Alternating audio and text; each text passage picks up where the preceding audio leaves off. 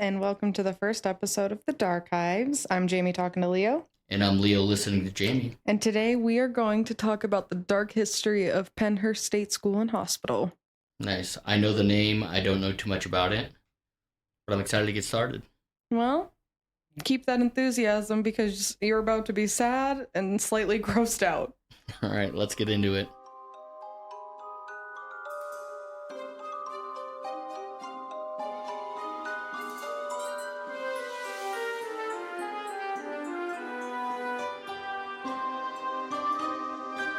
Pennhurst started construction on May 23rd, 1903. And this was located on a site that was locally known as Crab Hill. Okay. So it's located in Chester County near the borough of Spring City. You ever heard of it? Small little place. No. But it started in 1903, and by November 23rd of 1908, they had admitted their first patient. Okay. So while the term insane asylum is lumped in to Pennhurst, it is actually not, that was not the original intention for it. So what was it originally? It was originally an institution for the feeble-minded and epileptic. You know, take that as you will.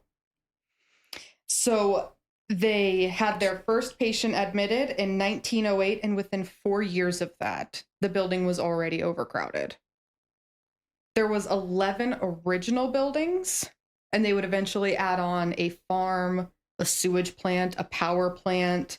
Like, they truly tried to make this place its own city. Yeah, they had their own power plant. That's pretty crazy. Yeah. Like, they fully tried to make this place its own operating city. So that way they wouldn't need anything from the outside, so to speak. Okay. Creepy already. A little weird. Yeah. So when people were admitted into this place, they were lumped into different classes. And get ready for this. They were either an imbecile or insane. Okay. Epileptic or healthy, or if their dental was good, poor, or treated. Okay. Yeah, don't ask. There's a lot of in between there. And why would they? I mean, I guess you'd need to call people healthy when they were quote unquote cured, right? It is mind-boggling to me, but like you're either epileptic or you're good. Yeah. Yeah. Or you're an imbecile. Or insane. Insane. You're an imbecile or you're insane. That's the way it is. Okay. Welcome to 1908. Yep. So all of the patients there are just called children. No matter your age. All right, now it's getting real weird. They are all children. It is, I can't explain that. But as I said, within 4 years, the place was already overcrowded. With kids. With the children. Yeah. It was originally designed for epileptics and people with intellectual and development disabilities. Okay. But as soon as it opened, there was outside pressure to admit immigrants, orphans, criminals. They were just trying to put anybody they didn't want in regular society. The rabble. Mm-hmm. Yeah, just shove them over there. Anybody they didn't want in regular society, put them in there. Blind people went to this place. There's no developmental, that's not a problem. That's something that is so easily taken care of, but they were put in with people who had autism, Down syndrome, schizophrenia, and then they just had people with very, very mild disabilities lumped in with people who had more severe disabilities. Mm-hmm. And there was no distinguishing. They were all They're all just together? Yes. All right, so you had the blind guy who just needed assistance getting around a little bit. Right next to the maybe criminally insane Joe Schmo that goes around killing everybody's cats and stabbed a couple people in the street or something? Mm-hmm. Okay, cool. So In 1912, so we are only about 4 years after they've admitted their first patient, we're in 1912 now, the superintendent reported to the Board of Trustees that, quote, it is without question absolutely wrong to place the feeble-minded and epileptic in the same institution. They are not the same. They are as different one from the other as night is from day. They are mentally, physically, and morally incompatible and require entirely different treatment. Yeah, makes it have different wards for different illnesses. Yeah, so they knew. Like, they knew that this was kind of binky bonky, but not a lot changed, unfortunately. Now we are kind of jumping ahead to 1918, to another little dark period in history. Another reason that Pennhurst was built with the goal of keeping it separate from society was they wanted to keep the feeble-minded from the public as a means to end the intermixing of their genes with the population. Yeah, we're talking American eugenics. Yep. Wild. Yep. So Pennhurst's chief physician quoted a Dr. Henry H. Goddard, a leading eugenicist, quite a title, saying, quote, every feeble-minded person is a potential criminal. Which is a brutally ignorant thing to say. Yeah, agreed. You're not just wrong. You're stupid, too. The general public, although more convinced today than ever before that it is a good thing to segregate the idiot or the distinct imbecile, they have not yet as been convinced to the proper treatment of the defective delinquent, which is brighter and more dangerous than the regular individual. This guy is on a whole different level. And not only are we talking poorly about people who don't fucking deserve this kind of treatment, he then goes on to say, the feeble-minded female is very likely to bear children, and that these children are almost certain to be defective or in some way permanently dependent. The feeble-minded girl is more of a menace to society than the feeble-minded boy. What a burden women have been all throughout history. I don't know what you guys are doing wrong. Well, you know, Everything? Everything, yeah.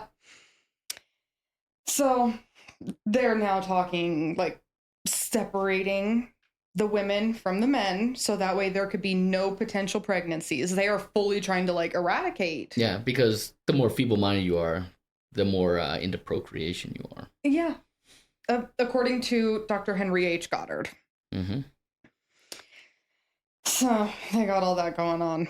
Now we're jumping again. They didn't have... it's like they don't have anything going on. So they get something going on. Is that what's going on? They have nothing to do in this place. This was supposed to be like a state school, right? Nobody's being taught. They have... I'll get into it more when we get into another part of this. But they really had part of nothing it going sounds on terrifying. There. Another part of it sounds like it'd be fun to be a fly on the wall and just hang out. Well, we had a fly on the for wall. about 5 minutes, and then I'm sure I'd be terrified. But like, we actually have a fly in the wall who went in and released a documentary, which I will be getting into. All right, there we go. And it's not fun. Okay. So, speaking of stopping the procreation, in 1930, they opened the female colony, which was originally proposed in 1916, but was not approved and completed until 1930. And that is where they were keeping all the women now, separating them. But let it be known that there was like no basic female care, no gynecologist. They couldn't even get bras. So this is just, it's scum. It's not good. So by 1930, when the female colony opens, there are about 1,200 people. There are actually exactly 1,247 residents in this colony, this school, whatever you want to call it. And guess how many staff there were? 50. That's a way low number. The super low ball. I just assumed the way you presented that, I was all like, "This got to be a tiny amount." There is realistically, there was only 192 employees. That's still a ridiculously low amount. That is insane, and that's also including like cleaning, cooking, that kind of stuff. Yeah. But even if you include that into the number of people who needed help, that is still 6.5 people per employee. And that could range from anywhere to people who can't talk, feed themselves, hygiene, that kind of stuff, to somebody who has ADHD. And you're trying to take care of all of them together with like no separation. And on top of that, you're now looking at an average of about 6.5 per employee. It's not doable. So naturally, things are going to slip through the cracks. By 1955, the population peaks at 3,500 people in this facility. And like, again, there are multiple buildings, and all the buildings are connected through underground tunnels. Well, maybe not all of them, but there is an underground tunnel system. You got some kind of underground system between the houses? Yes. Or facilities. Yeah. So the in-house population peaked at about 3,500. So 2 annexes of the facility are opened in former tuberculosis sanitariums. One located west of Gettysburg and the other one in Whitehaven, which is near Scranton. Hundreds of these residents are transferred to the new facilities. What, with like 10 employees? I don't know. I don't have the exact number of the employees, but you're getting the general gist of what's happening here. Then by 1961, the number of people actually living at Pennhurst dropped to 3,200, which is still far, far, far too many. This is when we get to be the fly on the wall. And in 1968, Mr. Bill Baldini, however, he is that fly on the wall. All right, Big Bill. He goes into Pennhurst with a news crew, and he documents and interviews and exposes what is really happening there. He releases this, and it is called Suffer the Little Children. And it is a 5-part television news report that aired on CBS. What year did this one come out? 1968. So we're only, 60 years? Been a minute, though. Yeah. It's been 60 years of not knowing the true conditions. Mm-hmm. But he goes in, and this is the first time that the conditions were shown to the public. You imagine there are some parents who truly are like, I'm just not capable of handling my child. So I'm going to send them to a place where I think they are going to get the proper care, the proper education, what they need. I'm trying to do better for them. And then there were parents who were like, don't care, goodbye, see you never. Yeah, I'm sure there's plenty of parents back then that were all, I don't know what's wrong with the kid. He doesn't chop wood. He doesn't do this. He doesn't like anything. I don't know. Maybe you can fix him. Yeah. So this was the first time that it was shown to the general public, but this is not the first expose of Pennhurst's failings. There were newspaper articles, legislative inquiries, and other investigations over the decades. But this is the first time that the people who had family members there truly got to see what was going on. In this documentary, you see how bad it is. There are full-grown adults in metal cribs with straitjackets on, and they're just laying there. Well, they took the children thing to a whole different level. Very legit cribs. Mm-hmm. Like giant steel cribs. Just adults laying in them in straitjackets. There are people just laying on the floor, sitting up against a wall, pacing back and forth. It is a very sad sight. I watched this, and it is fucking sad. For lack of a better term, it really is just sad.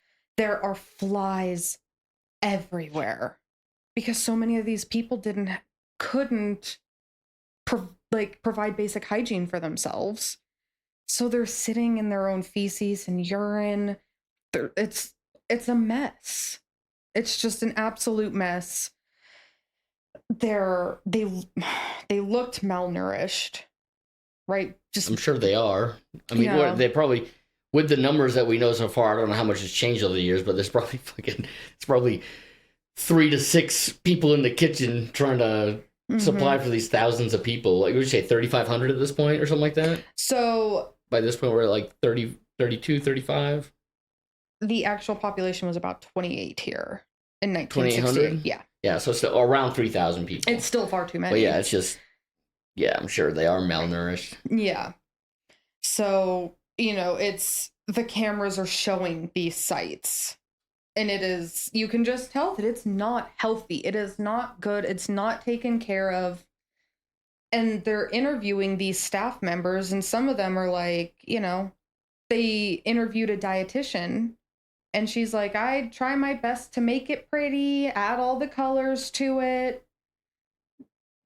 I don't know if they just didn't understand that people don't need to just eat colors. We need... You gotta have colors on your plate. Yeah, make it colorful, make it pretty. Yeah, you gotta have green, you gotta have red. Maybe throw a little orange in there every once in a while. Find something blue. Find a blue thing. So at this time, it was reported that some of the top zoos in the country spent on average $7.15 per animal for food. Okay. Pennhurst spent $5.90. And the worst part is that $5.19 didn't go directly to every person. That was the average of the cost that they were getting in to feed people, but they were also paying employees with that. I'm also going to play devil's advocate. They are quote unquote self-sustaining. They have farms. I don't know. Granary. Either way, they get it cheap because they work in it. Those, they got 30 people out working fields, 6 people in the kitchen. They got I'm 10, not playing this they got game 10 with you. therapists. I'm not playing this game with you. But so Bill's interviewing a man who is named Johnny. I don't know if that's his real name. I don't know. But Johnny is said to have an IQ of 69. So pretty low. But when Bill is interviewing this child, oh my God, not child, but like this actual little boy, he is... a child among children? Is that what you're saying? Kind of, yeah. Okay. But he's answering every question with like perfect clarity. He's telling Bill, like, I don't like it here, but he doesn't even remember being anywhere else. And he's wearing an eye mask the whole time, literally like a sleeping mask. He's wearing that the whole time during this interview. I'm not sure if that was to protect his identity or what the purpose of that was, but just something of note. And he was put in a bad building for punishment. Bad building. The bad building, I'm assuming people who are harder to handle.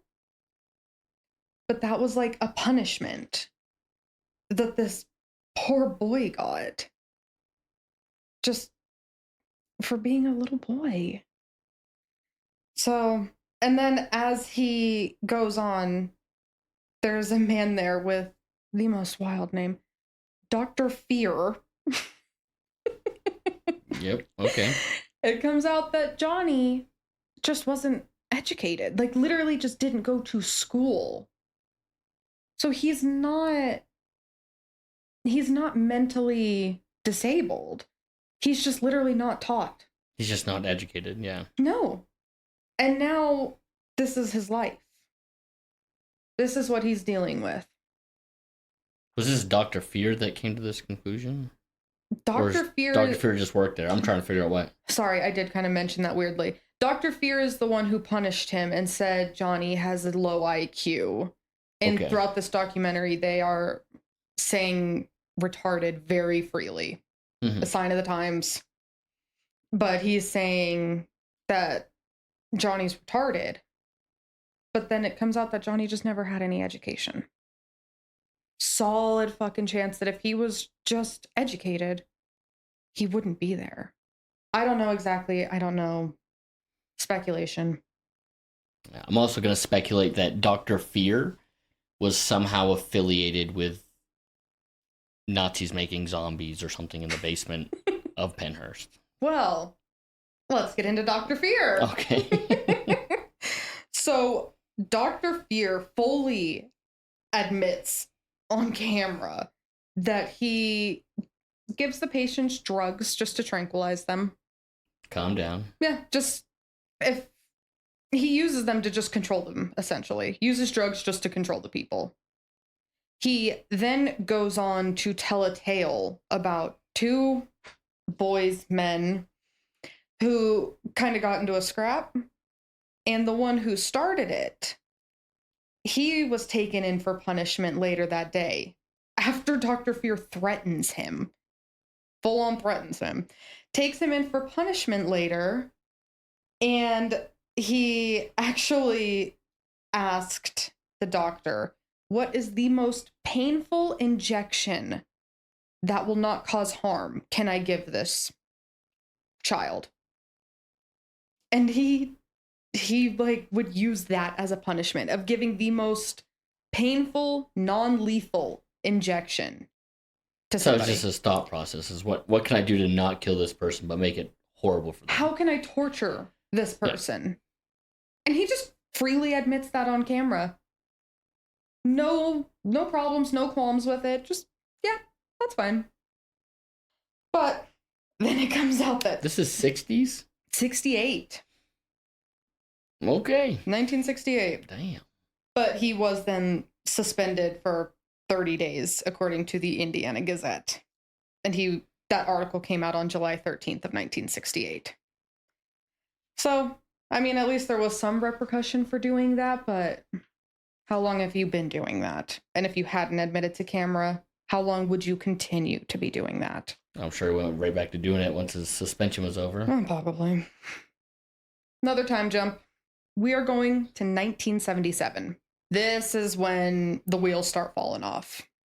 There is a lawsuit, Halderman versus Pennhurst. It was originally filed in 1974, but it's actually tried in 1977. So this is for a patient named Terry Lee Halderman, whose family noticed that they were covered in bruises, had like an untreated broken jaw. And so they sued. They actually gave a shit about their kid, and like they're seeing this and they're like, no, this isn't okay. This goes on from April 1st to June 1st of 1977. And Judge Raymond J. Broderick rules in favor of the residents, declaring that forced Just work on through it, girl. Oh no! Institutionalization? Yes! Is that what you're trying to say? Okay. Yeah. Gotcha. Continue. Thank you. The word Institutionalization? of persons with disabilities is unconstitutional. The district court determined that Pennhurst provided, quote, such a dangerous, miserable environment for its residents that many of them actually suffered physical deterioration and intellectual regression during their stay at the institution. Yeah. So they're literally just left their own devices, so yeah. They didn't get better and also could decline. They actually did get worse. And during this, a lot of the abuses come out, and you can use your imagination. There's physical, there's sexual. It all starts coming out.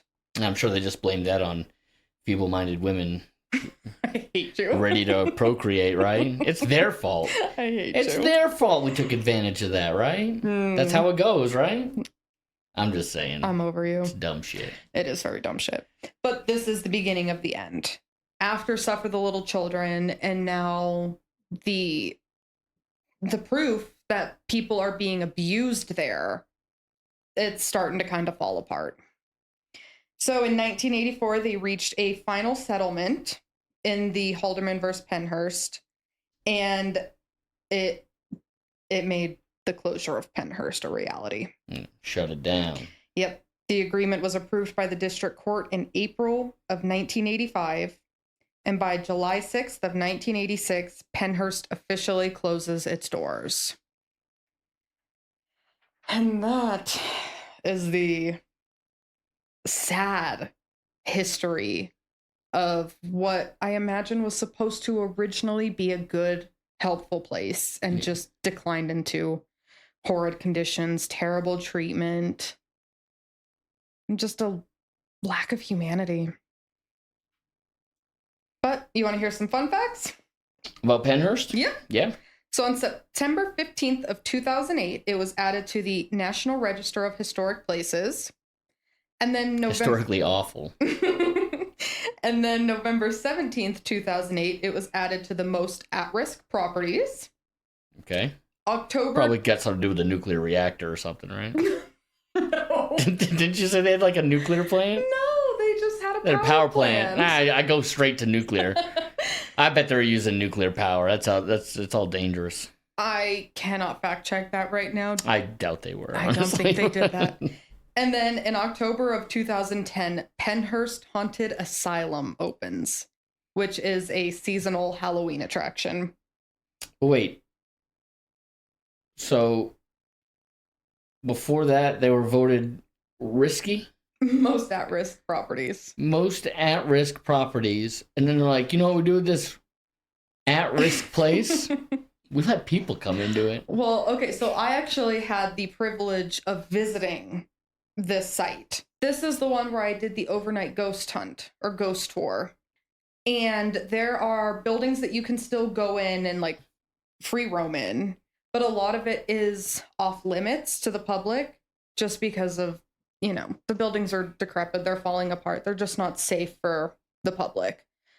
So I can't attest as to why it's on the most at risk. It could be because like it's physically at risk of falling apart, or I don't know. I didn't look too far into that, if I'm being honest. But if you have the chance, go do the historic tour, do the ghost tour. It is a truly beautiful site. Terrible history, but it is beautiful. And I think they're doing a good job at preserving and telling the story of it. You know, it was terrible, but it shouldn't be forgotten. It should still be talked about, you know, so that way we don't do it again. Yeah. Well, thank you for the story. That was, that was much more of a madhouse than I thought. Evidently, I knew basically nothing about it except for the name, because that was, it just sounded like crazy. They threw a bunch of people together and just didn't help them, is what it sounded like. So that's kind of, yeah. Yeah, wild. They did try. There were some people trying to, you know, teach them how to use a spoon and how to, you know, build with toys.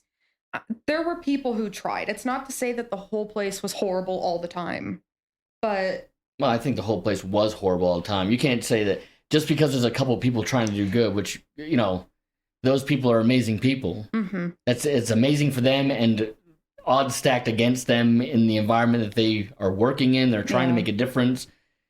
But still, yeah, I'd still say, from what I've just heard, pretty awful place all the time. Pretty awful place with people trying their best and people doing their worst. Yep. So that is the dark history of Pennhurst State School.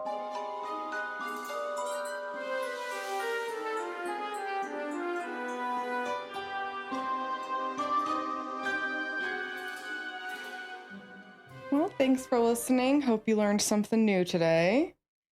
Tune in next time when we dust off another Darkive. Nice. Can't wait. See you guys then.